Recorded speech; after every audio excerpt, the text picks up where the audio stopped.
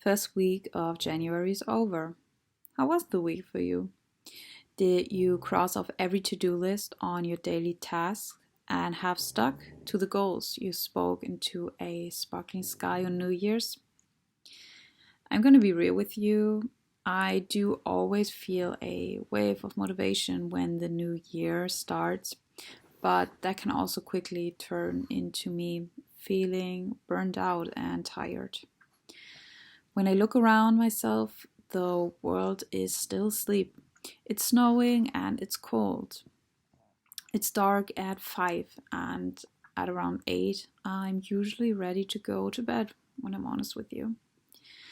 So I do feel like I'm not getting much done because I feel like I need much more rest than I usually do.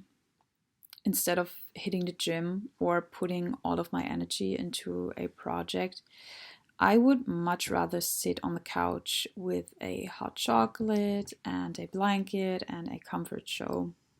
So, isn't it totally unnatural to start over on the 1st of January? Is this even the right time to invest all of your energy into your future goals?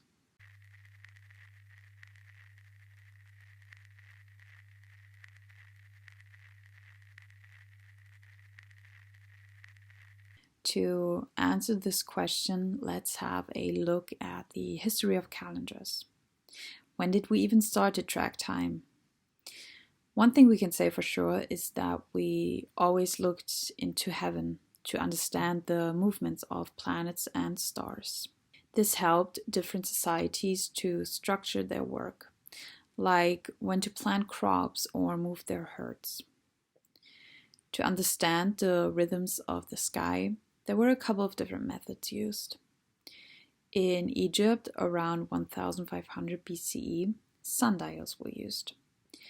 A vertical stick cast a shadow that moved across a marked surface as the day passed, and each shift meant that a new hour arrived.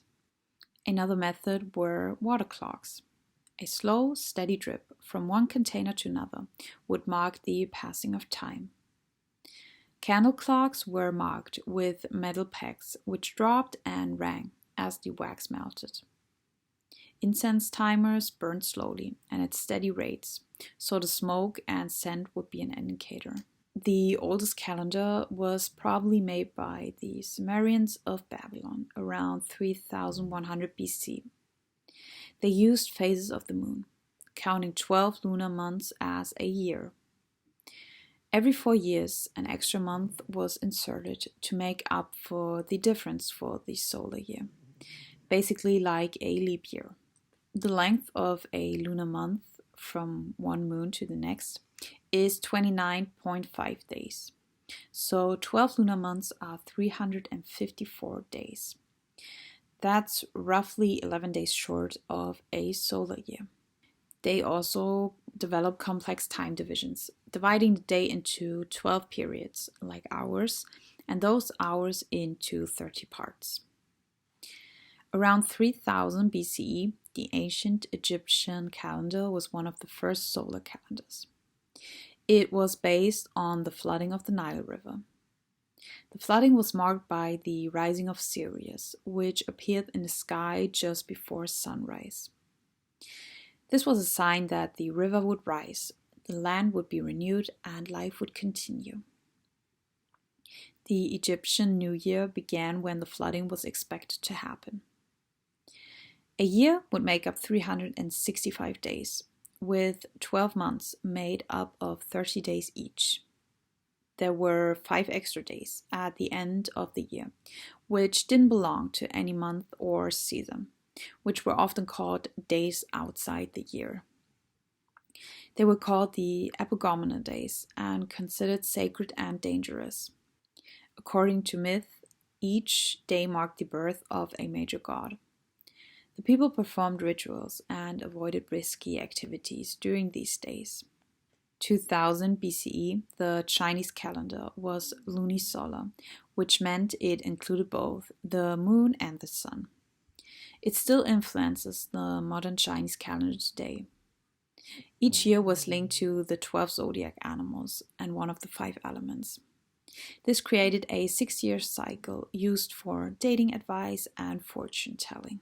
Early origins of the Hindu calendar can be found in 1500 BCE. It is also lunisolar.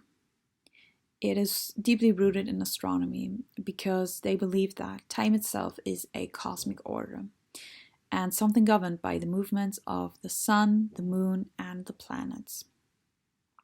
Human life was meant to stay in harmony with this order. The Roman calendar, found around 700 BCE, consists of 10 months, which are 304 days. The year begins in March, and the winter months weren't counted. Names like March, July, and August come from this system. Around the 7th BCE, this calendar was reformed by adding January and February, now counting a 12-month year, made of 355 days based on the moon. Because this was shorter than the solar year, priests sometimes inserted an extra month to keep the seasons aligned. But this system was often abused for political gain, leading to widespread confusion.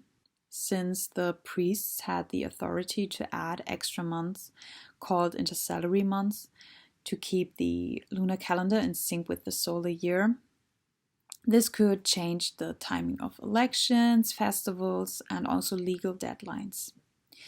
Politicians could benefit from this by extending their terms in office or by disadvantaging rivals through skipped or added months. As a result, this calendar often drifted out of alignment with the seasons, causing confusion in agriculture, religious beliefs, and civic life. Politicians could benefit from this by extending their terms in office or by disadvantaging their rivals through skipped or added months. As a result, the calendar often drifted out of alignment with the seasons, causing confusion in agriculture, religious beliefs, and civic life. By the time of Julius Caesar, the Roman calendar was very badly out of sync with the seasons. In 46 BCE, Caesar introduced a major reform with the help of Egyptian astronomers, creating the Julian calendar. This new system abandoned the lunar basis and adopted a solar year of 365 days, with an extra day added every 4 years as a leap year. This proved highly successful and spread throughout the Roman Empire, later becoming the basis for Christian and European timekeeping.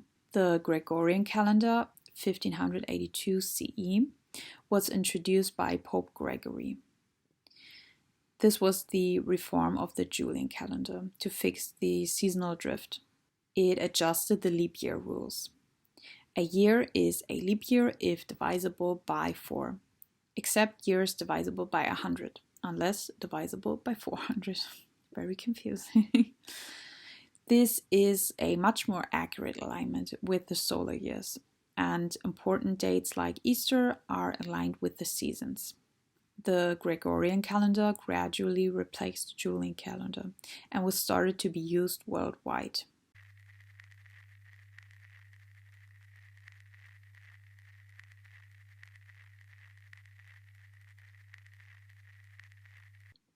So, in short, calendars are essential because they connect people to nature, society, culture, and the cosmos.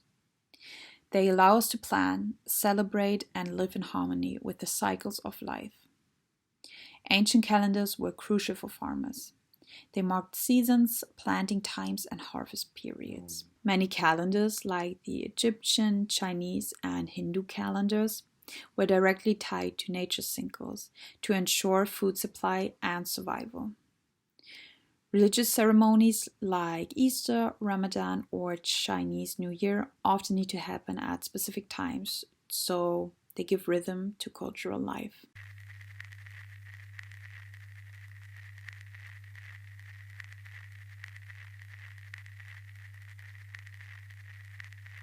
So our typical New Year, starting on January 1st, is a man-made concept rather than something that is dictated by nature. Many ancient calendars did not start in January.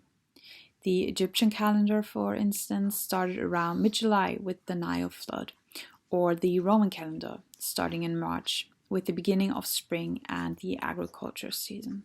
In 153 BCE, the Roman Senate officially set January 1st as the start of the year. January was named after Janus, the god of doors and beginnings, symbolizing a transition. This was convenient for administrative, political, and taxation purposes, not because of a natural cycle. So it is safe to say that if you feel unmotivated and tired, there's absolutely no need to feel bad about it. It's not natural to start over in winter when nature is still asleep. I think it's a better period for resting and planning your year ahead. Everything still feels so slow, so there's absolutely no need to rush yourself or to immediately transform yourself into a new version when the world hasn't really even woken up yet. When spring is around the corner, the plants awaken, the animals come out of their winter's rest, and the days get longer again. You should use that time, the energy we get out of the first sunshine, and the beauty of the world blossoming again. I think that's the best time to start over and to give your all to your plans and dedications for having a wonderful year.